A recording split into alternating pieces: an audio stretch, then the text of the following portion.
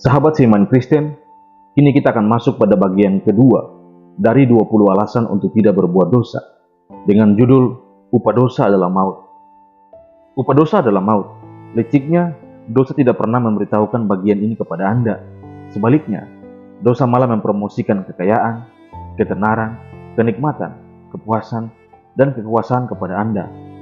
Dan meskipun Anda merasakan kesenangan-kesenangan tersebut, itu pun hanya bersifat semu atau bersifat sementara saja. Setelah itu, upah yang akan diterima hanyalah maut, baik secara jasmani maupun secara rohani. Dari mulanya, upah dosa adalah maut. Setiap kali kita berbuat dosa, ia selalu membunuh sesuatu di dalam hidup kita.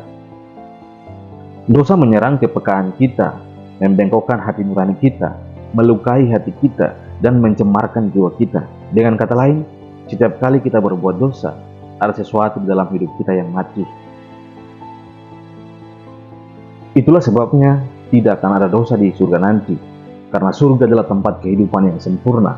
Demikianlah, perjalanan yang panjang itu berakhir dengan maut, dan itu berarti perpisahan dari Tuhan, baik sekarang sampai selamanya. Untuk alasan inilah, Rasul Paulus memperingatkan jemaat di Galatia, jangan sesat, Allah tidak membiarkan dirinya dipermainkan, karena apa yang ditabur orang, itu juga akan dituainya. Sebab barang siapa menabur dalam dagingnya, ia akan menuai kebinasaan dari dagingnya.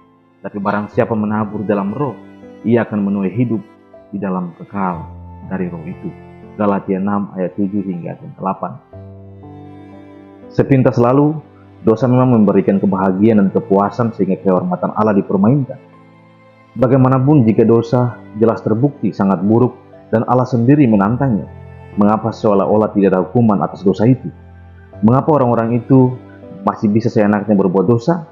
Nah, Anda tidak perlu mengkhawatirkan hal ini, karena Tuhan tidak akan membiarkan dirinya dipermainkan. Mazmur 37 ayat 5. Allah telah menetapkan prinsip-prinsip yang sempurna dan yang kekal, sehingga apa yang kita tabur, itu pula yang akan kita tuai. Bagi orang yang di dalam Tuhan, pada waktunya nanti, mereka akan menuai bagian mereka, jika mereka tidak menjadi lemah. Galatia 6 ayat 9. Dan sebaliknya, orang-orang yang tidak takut akan Tuhan akan menuai kebinasaan maut yang sangat mengerikan. Sahabat seiman Kristen, jika upah dosa adalah maut, lalu untuk apa kita hidup bertentangan dengan kehadiran Tuhan? Mari lakukanlah yang terbaik untuk Tuhan. Semoga bagian kedua dari topik kita, 20 alasan untuk tidak berbuat dosa ini, memberikan petunjuk dan makna untuk kita hidup terus dalam kemuliaan nama Tuhan. Tuhan Yesus memberkati kita semua. Amin.